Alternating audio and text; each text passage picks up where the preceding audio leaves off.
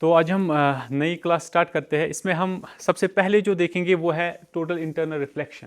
तो total internal reflection जो है इसके बारे में हम पहले जानेंगे, लेकिन उससे पहले आपको ये पता होना चाहिए कि जब हमने लास्ट टाइम पढ़ा था रिफ्रैक्शन का कॉन्सेप्ट, वहाँ पर भी मैंने कहा था कि रे जो होती है वो बेंड होती है, या तो टुवर्ड्स नॉर्मल होगी या तो अवे फ्रॉम नॉर्मल होगी, और दोनों कंडीशंस हमने की थी। उसके बाद हमने ये भी देखा था कि कुछ पोर्शन जो होता है लाइट का वो रिफ्लेक्ट होता है, रिफ्लेक्ट भी कुछ पोर्शन होता है और रिफ्रैक्ट भी कुछ पोर्शन होता है। उसके बाद हम ये भी याद रखेंगे कि एक ऐसा एंगल भी होता है कभी जिस एंगल पे सिर्फ रिफ्लेक्शन होगी, रिफ्रैक्शन नहीं होगी। तो ऐसा एंगल जो आपके पास होता है, इस एंगल को आप क्रिटिकल एंगल कहते हो। तो इस क्रिटिकल एंगल को हम अभी सिमुलेशन से भी समझेंगे, और उसके बाद हमें ये भी पता चलेगा कि ये कौन सा एंगल होता है। यानी ये जो क्रिटिकल एंगल होता है आपका, ये यहां पर मस्ट होता है टोटल इंटरनल रिफ्लेक्शन में। यहां पर आप देखेंगे कि लाइट का यहां पर सबसे पहला जो पॉइंट है वो है डेंसर मीडियम, यानी आपकी लाइट जो है वो पास होनी चाहिए डेंसर मीडियम से टुवर्ड्स रेयरर मीडियम। तो डेंसर मीडियम से रेयरर की तरफ। यहां तक तो हमने देखा था कि नॉर्मली क्या होता है, रेयरर मीडियम से डेंसर मीडियम में जाती है, लेकिन यहां पर हम डेंसर मीडियम से रेयरर मीडियम की तरफ लाइट को ट्रेवल करवाएंगे। और उसके बाद एक और चीज है, यहां पर जो ये बैंड होगी ये होगी अवे फ्रॉम नॉर्मल। ये आपको ऑलरेडी पता है, जब रेयरर मीडियम से डेंसर की तरफ जाती है तो वो जाती है टुवर्ड्स नॉर्मल, और अगर डेंसर से रेयरर मीडियम की तरफ जाए तो हम कह सकते हैं it bends away from normal. अब एक ऐसा एंगल होता है,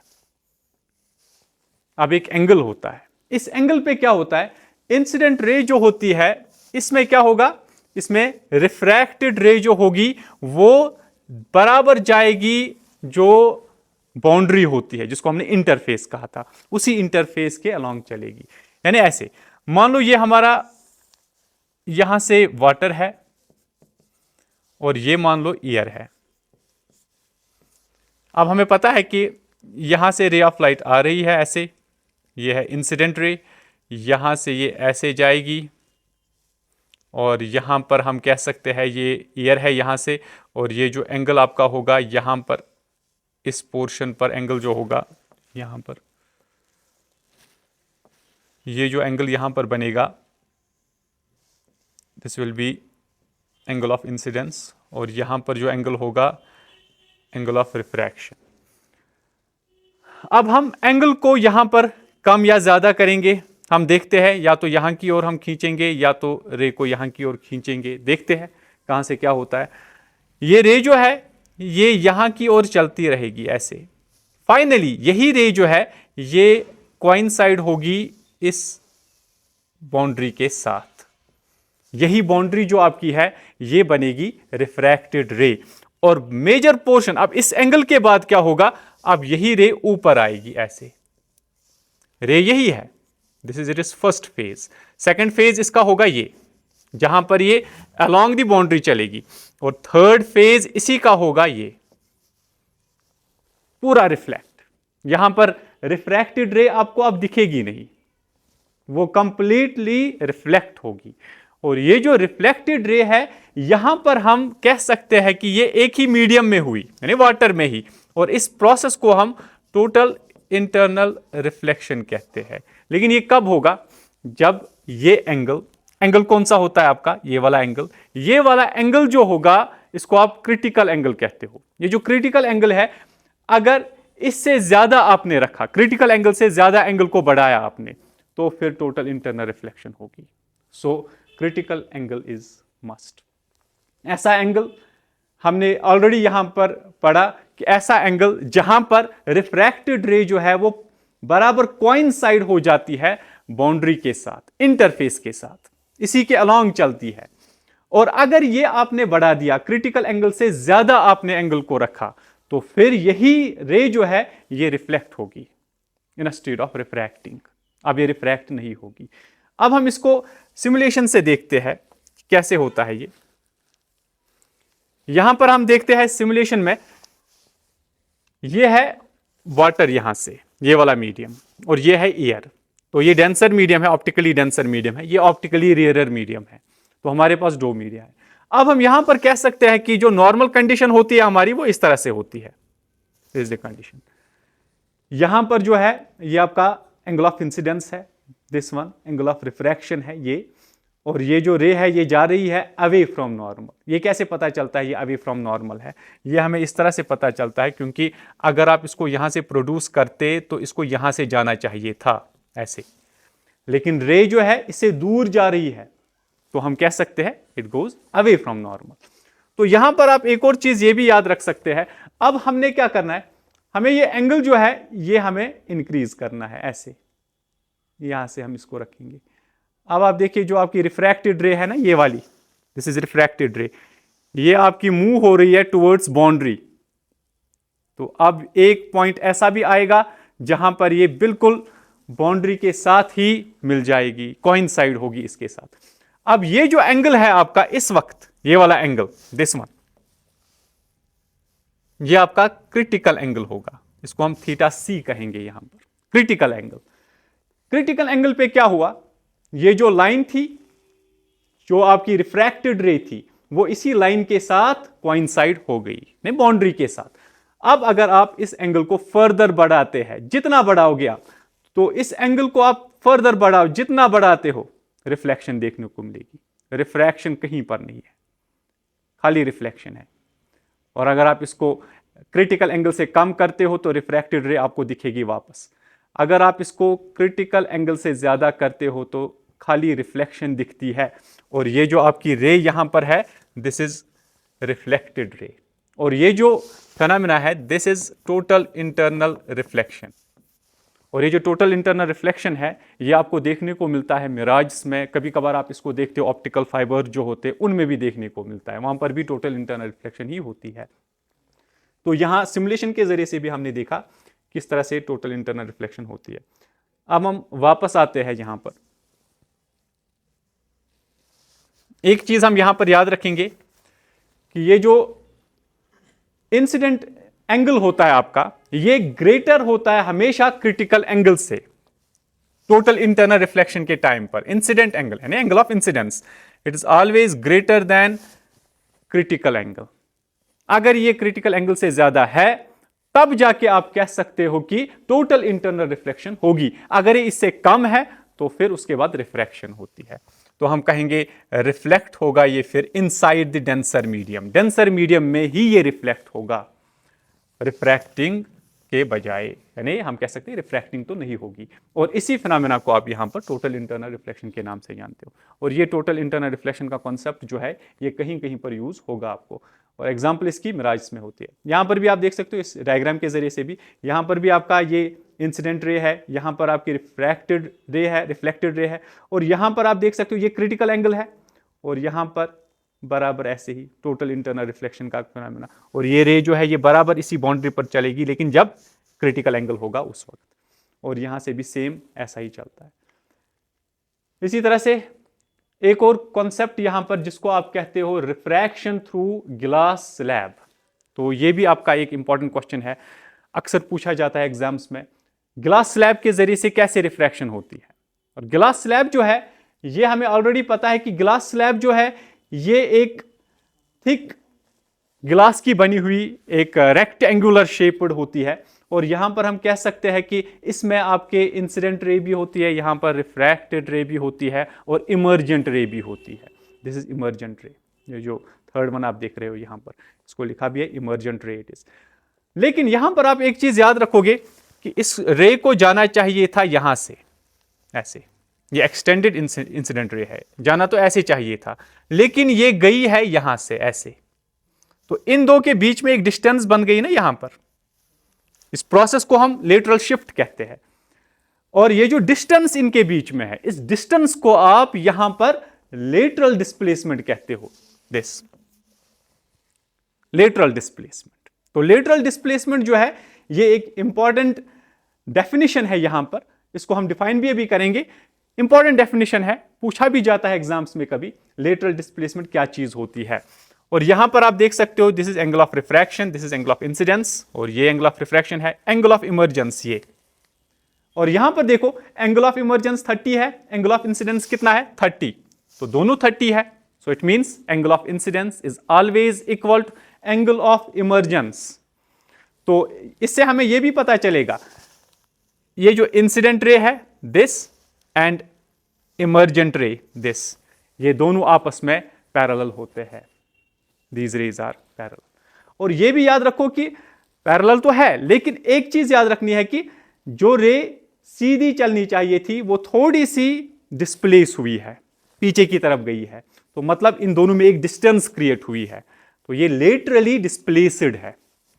पर पैरेलल तो है लेकिन लेटरली डिस्प्लेस्ड भी है. ये यहां पर हम कह सकते हैं कि ये एंगल जो है angle of emergence, it is always equal to angle of incidence. और इससे कंक्लूजन ये भी निकलेगा कि जो आपकी रे इंसिडेंट रे होती है it is always parallel to angle of ray of emergence और इमर्जेंट रे. तो यहां पर आप इसको देख भी सकते हो, सिमुलेशन के जरिए से भी हम इसको देखेंगे इस वाले प्रोसेस को.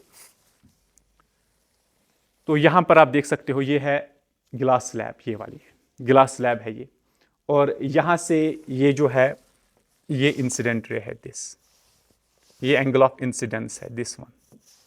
ये जो है ये एंगल ऑफ इमर्जेंस है ई, एंगल ऑफ इमर्जेंस. ये वाला जो है ये एंगल ऑफ रिफ्रैक्शन है, ये भी एंगल ऑफ रिफ्रैक्शन है. एंगल ऑफ इंसिडेंस नॉर्मल और इंसिडेंट रे के बीच में angle, angle of refraction normal और रिफ्रैक्टेड रे के बीच में एंगल, ये भी सेम है. इमर्जेंट रे और नॉर्मल के बीच में एंगल जो है वो एंगल ऑफ इमर्जेंस है यहां पर. अब हम इनको मेजर करते हैं. हमने अभी कहा था ना कि एंगल जो होता है इंसिडेंस वाला और एंगल जो होता है इमर्जेंस वाला, ये दोनों आपस में इक्वल होते हैं. तो इनको हम मेजर करते हैं यहां पर, इन दो एंगल्स को. तो आप देख सकते हैं ये जो एंगल है आपका 0 to 60, so it is 60 degree angle. तो एंगल ऑफ इंसिडेंस 60 डिग्री है. अब यहां ही पर हम देखेंगे एंगल ऑफ इमर्जेंस को भी, और एंगल ऑफ इमर्जेंस जो है इट इज आल्सो 60 डिग्री. सो ये दोनों आपस में इक्वल होते हैं. और यहां पर हमने ये भी देखा कि जो रे यहां पर आपको मिलती है ये रिफ्लेक्शंस भी होते हैं इसमें, लेकिन हमें रिफ्लेक्शन यहां पर देखनी नहीं है, हम खाली यहां पर रिफ्रैक्शन पर फोकस करेंगे.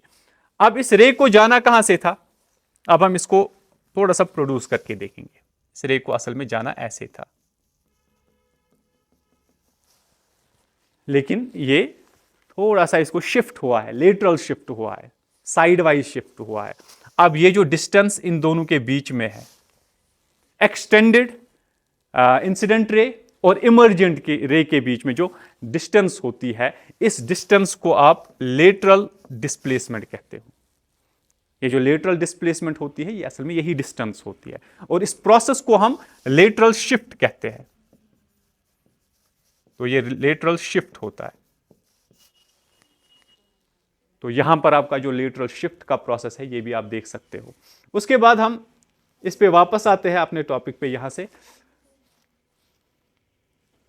इमर्जेंट रे ये हमेशा पैरेलल होगी इंसिडेंट रे के. ये मैंने अभी आपको दिखाया भी, इसको हमने प्रूव भी किया, सिमुलेशन से भी मैंने आपको दिखाया.